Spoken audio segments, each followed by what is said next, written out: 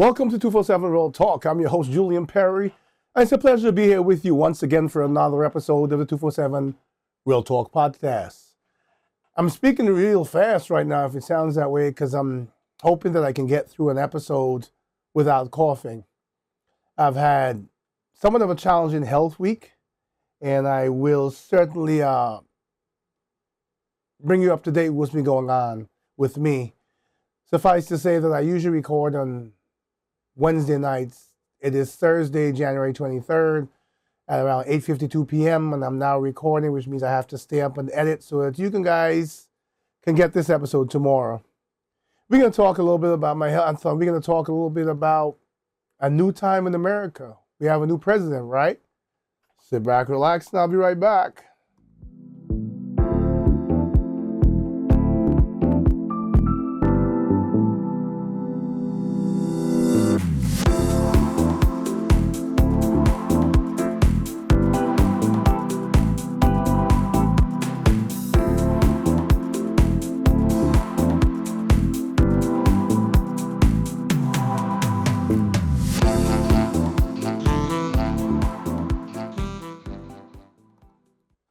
All right, I'm back. So hope you guys had a great week since the last time I spoke with you. I've had some challenges.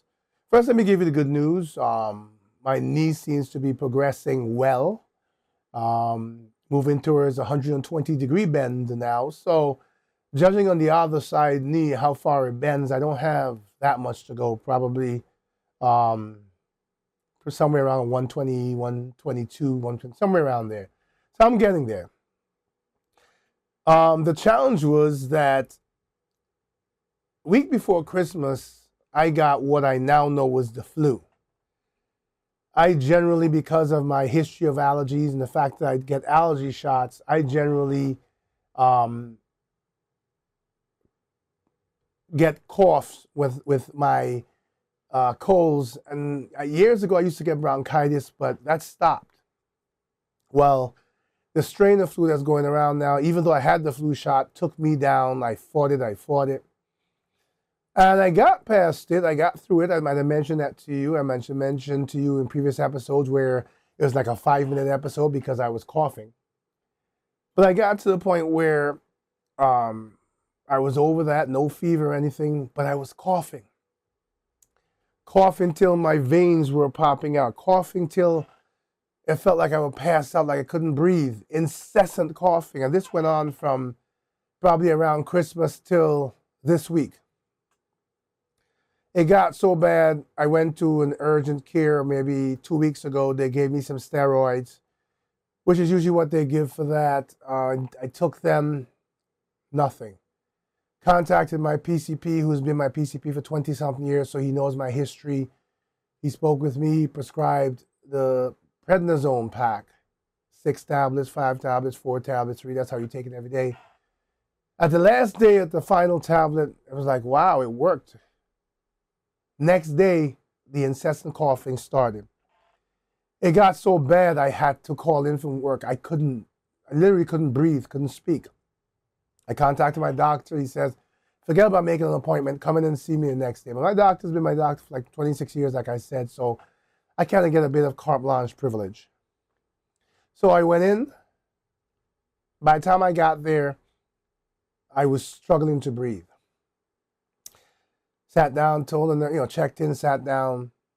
10 minutes passed, 15 minutes passed. Now I feel lightheaded, like I'm not just going to pass out, I'm going to die because I'm going to stop breathing.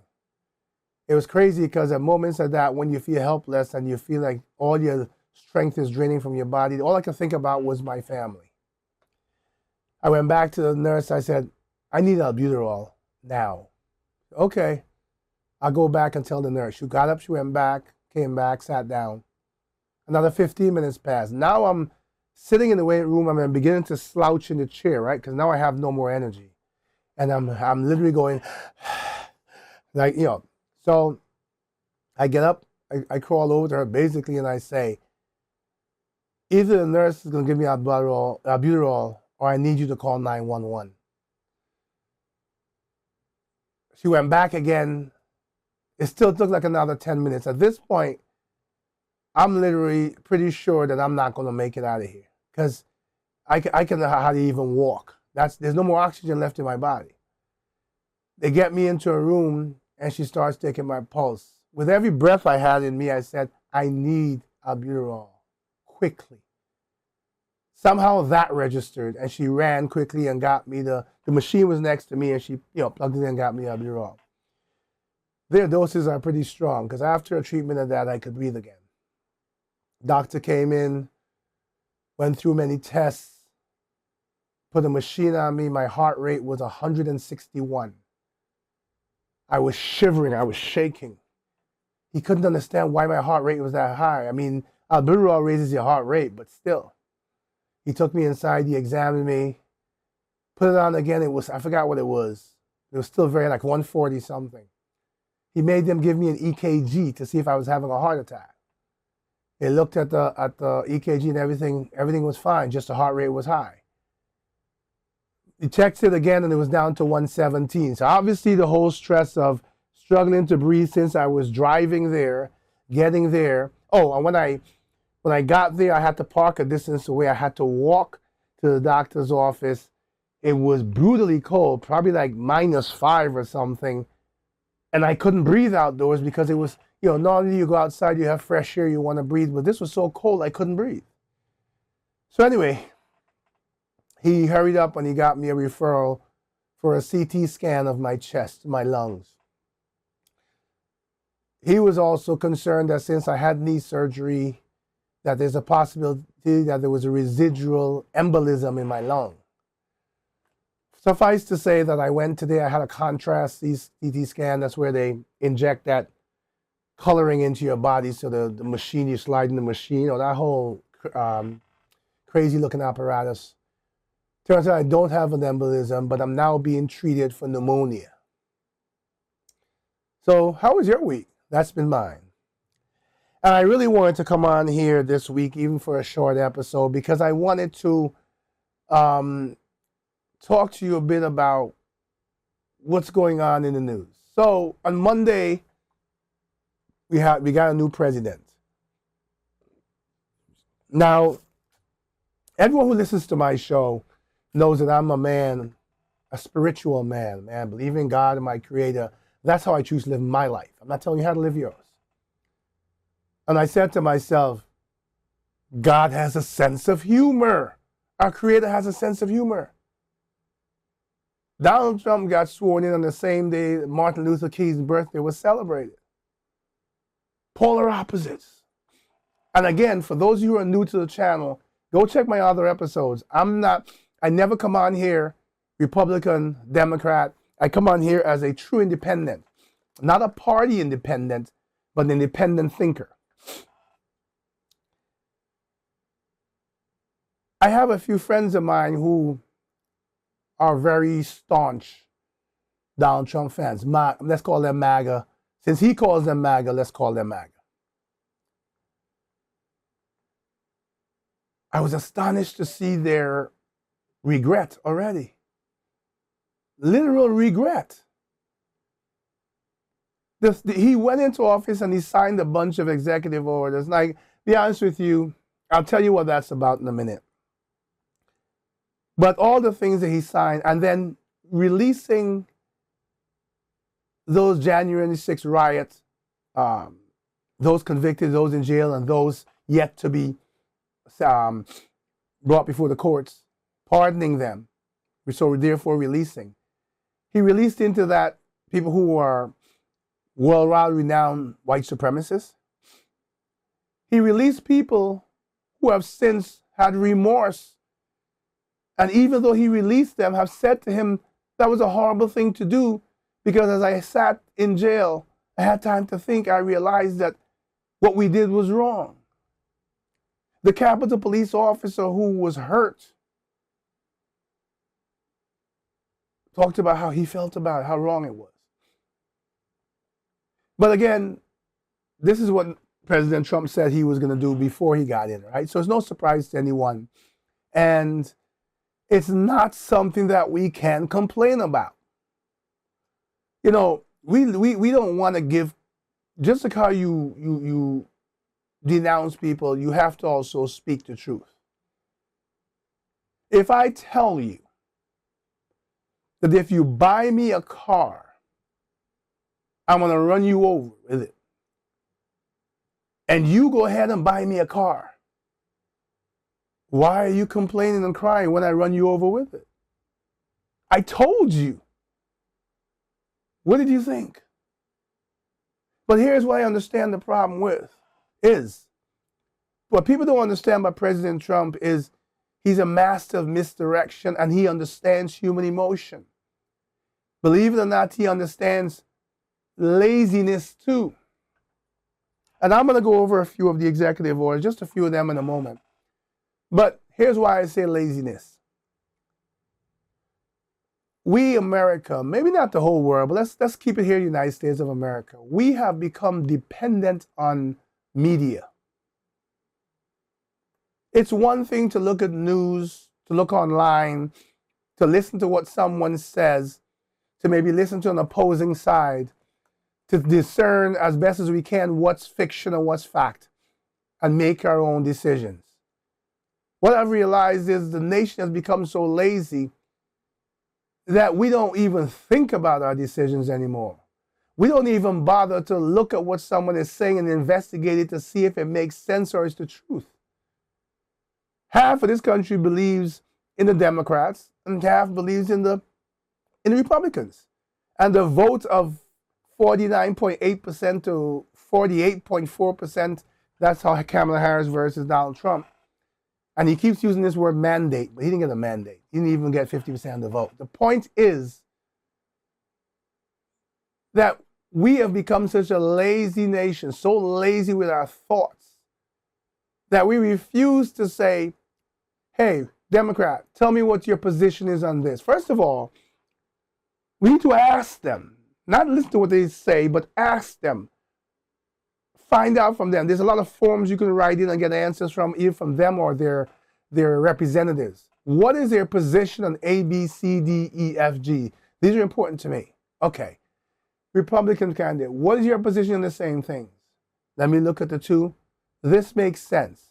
Irrespective of whether I'm registered with the Democratic Party or Republican Party, I need to be able to say, hey, Democrat, you're full of crap. Hey, Republican, you're full of crap. I don't believe either one of you, or I believe you over you. But what we have is a whole bunch of people who go to rallies and come out believing what this man says. People were talking about they're eating the animals.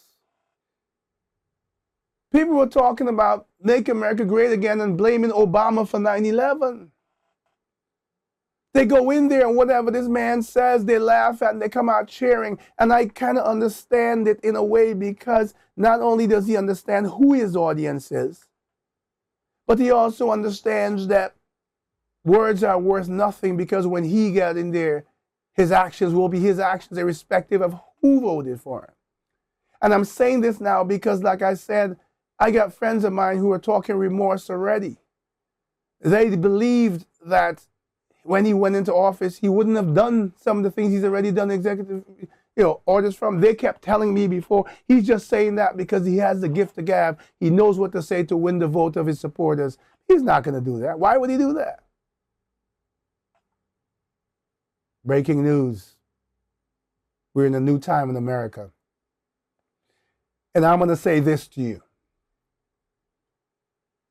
Not everything, as I started looking through his executive orders, and I can't go through all of them, there are a lot of them, but some of them, there's a few of them that I agree with. Parts of them, not parts of them. Because I think Biden, in his executive order, did a few things that shouldn't have been done. But in essence, the major ones that just came out, no. And before I get into that short list, let's talk about TikTok. I come to you on this podcast. I've been doing this since 2020? Yes, 2020. And I've never used TikTok.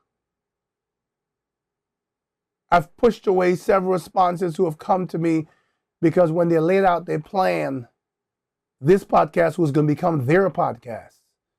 And my stories and what I wanted to speak to you about would have to be run past them first to make sure it's in keeping with their image. So I refused it. I refused the money. And I didn't have a ton of followers, but they felt they could do a lot with my content. So they wanted to offer something for something. No. And what I'm trying to understand here, and I need you, my email address is podcast@247realtalk.net. Keep it respectful, keep it clean. We can have a conversation. If not, I'll block you. I tell everybody that. But I don't understand how laws work in this country. I was a little confused, and I need someone to educate me. I have to do more research, but if I can get a quicker education for one of you out there.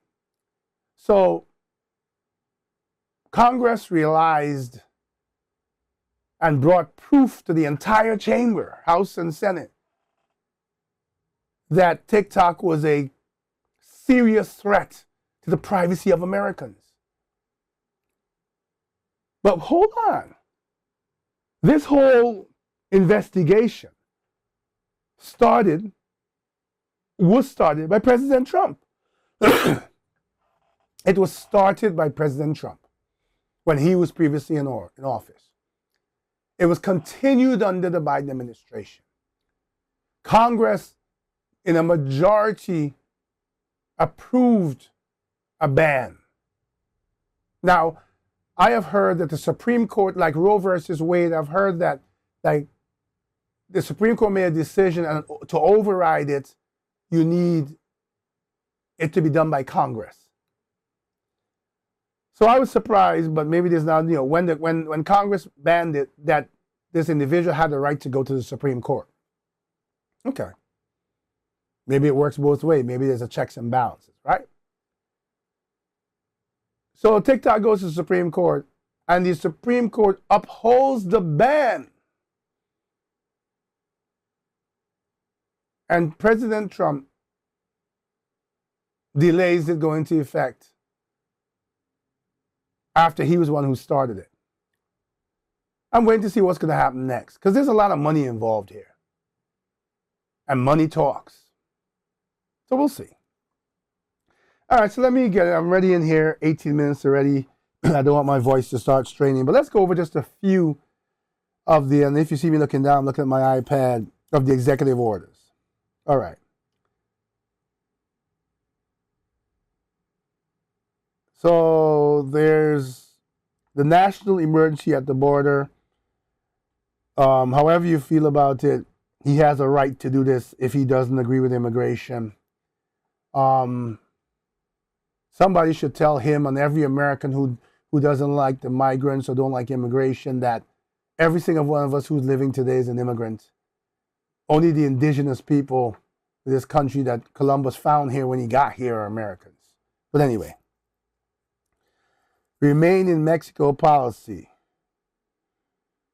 Reinstated the Remain in Mexico policy, ending a program that released asylum seekers into the U.S. I kind of don't have an issue with that either.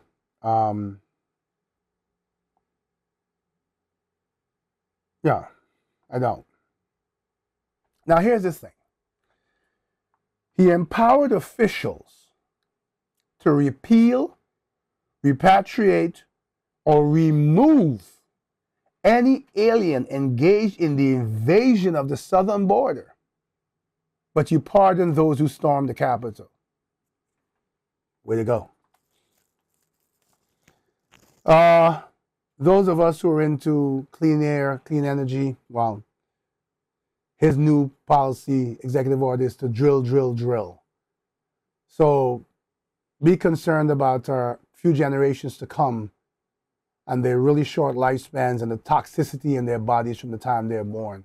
Because this is a proven fact. This is not fiction. But he also paused offshore wind leasing in federal waters. Now, let me try to understand that. Put my iPad down for a second.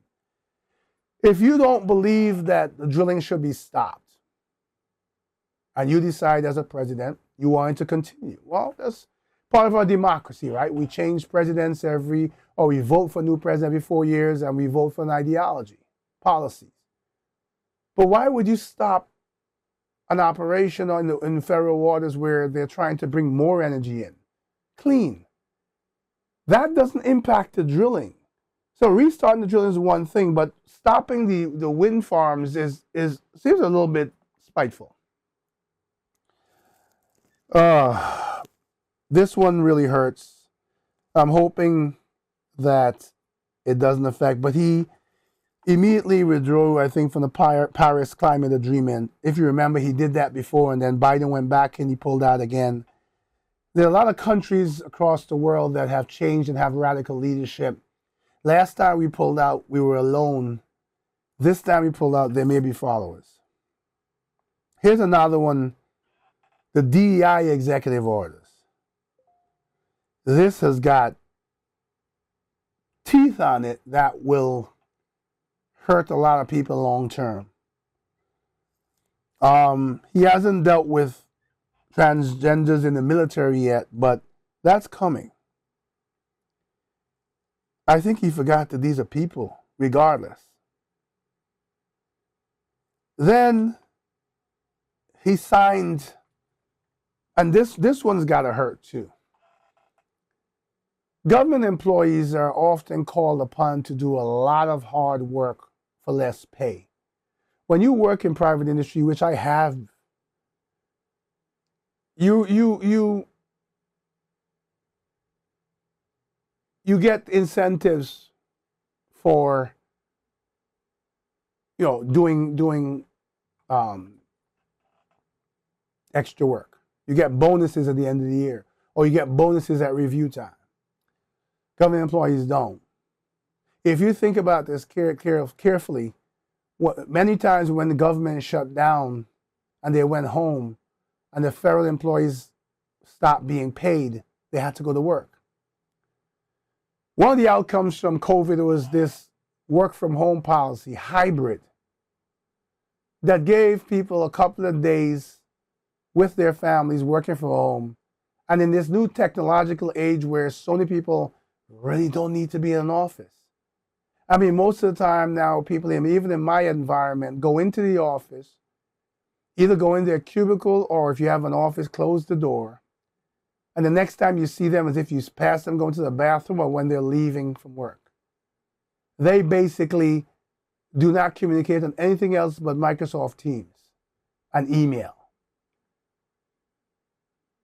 I understand that real estate people are crying because we're not occupying as much real estate as we did. But here's an opportunity of these people who have millions of dollars or billions of dollars to take us into the next level of technology, to create spaces that people would want to go to work on bringing in the latest technology, and turn their space back to profitable spaces again without forcing the hand of government to push people back into the office. Now remember, work from home went on for a while, right? During COVID, we had almost 100% shut down, except for essential places, right?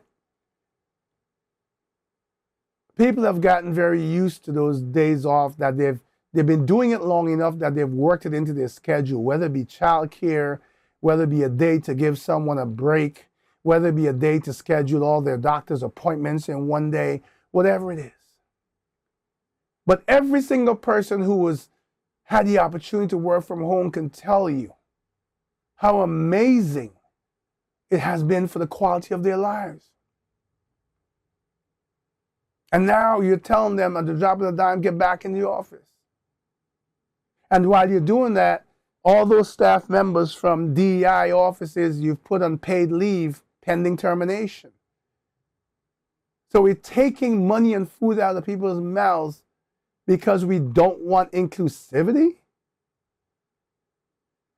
People, this is not a Democratic issue. It's not a Republican issue. This is a human issue. Put down the partisanship and understand that even if you believe in Biden or you believe in Trump, somewhere along your family or friends, someone's going to be impacted horrifically.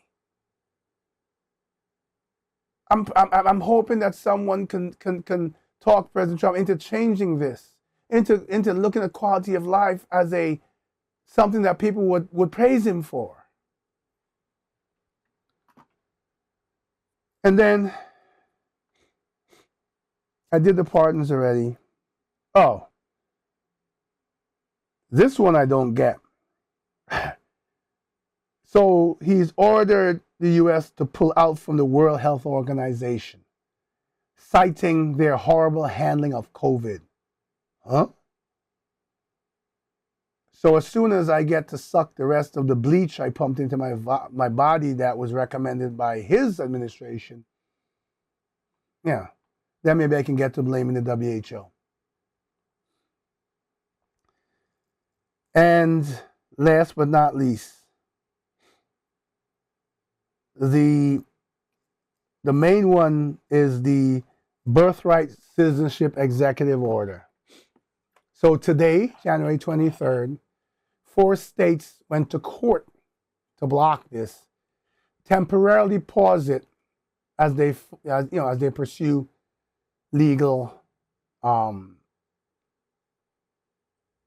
challenges, and the judge within minutes agreed and blocked it. Here's why. Citizenship and birthright is deeply embedded in who we are as American in the Constitution. Again, like I said to you, all of us at this point in our generation, unless you're a direct descendant of an indigenous person who was here when Columbus got here, we're all immigrants. But either way, you need a majority of Americans and his constituents to decide that this should be changed to reflect what he's proposing, which means that you need a constitutional amendment, which means that you need 2/3 of Congress. Now, the House and the Senate are both Republican majority, but by thin margins. I don't see there being a 2/3 majority. Look, when I talked about President Biden's immigration policy, I went in hard on Biden. I think he did some really ineffective things. But I also know there was a Republican, I think it was a senator who brought up a plan to help while he was in power, while he was in office, and the Republicans made sure they killed it because they didn't want any credit given to the Biden administration. We have a problem at the borders. I've talked about it before. I don't believe we have any real good way with the numbers that are coming in of vetting people to make sure that they're not criminals. Now, one of my listeners asked me and says, how can you say that? What's the proof? Well, I've seen enough cases, police cases, where there have been acts of violence where a deportee was involved. Someone who was previously deported and got back in again, committed a crime, was deported the first time for a crime. So all I'm saying is vetting people to make sure that they're joining us in the cause of a better America is not a bad thing. But telling people who came here, who worked hard for 20, 30 years, but they came illegally, okay, but they've been here, never committed a crime, took jobs that none of us, no American would take to make ends meet, had no roads to progress higher up the ladder, just needed to keep working 2 or 3 jobs, had kids who were born in America, who went to school in America, who are in college in America, who know nothing about the countries from where their parents came because their parents couldn't go back, obviously. Telling them that because their parents are illegal, they lose their birthright. Listen to the word, birthright. Birthright means where you're born. People can take away a lot of things from you. but not your birthright. So let's hope this all clears up. You know, we had the country voted and chose a president. I'm going to say that I really, really hope that something gives and that whatever results from it is the best for all Americans, not 50% of Americans. We need to unite. But to unite, we have to start with inclusivity.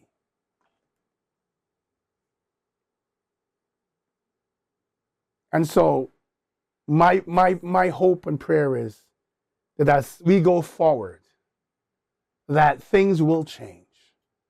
That maybe, you know, I believe in miracles. Okay? I probably get slammed in the head for saying this, but God does mysterious things. Maybe he'll have our president have a change of heart. This is his last term as president. This is his opportunity to leave a legacy that united Americans. Imagine if that happened as a miracle and he walked out of office with 80-something% support. Then he'd be really great. I know I can think of a few of my supporters and my listeners who are going to yell at me for saying that because they're so anti-Republican, anti-MAGA, but the country chose, and we have to live with it. And we need to find a way to be the United States of America. If we don't, I will leave you with this verse from the Bible. Isaiah 13:11. And I will punish the world for their evil and the wicked for their iniquity. I hope you have a great week, great weekend. Make sure you stay warm, stay out of those parts of the country where the weather is bad. Take care of yourselves, and please take care of each other.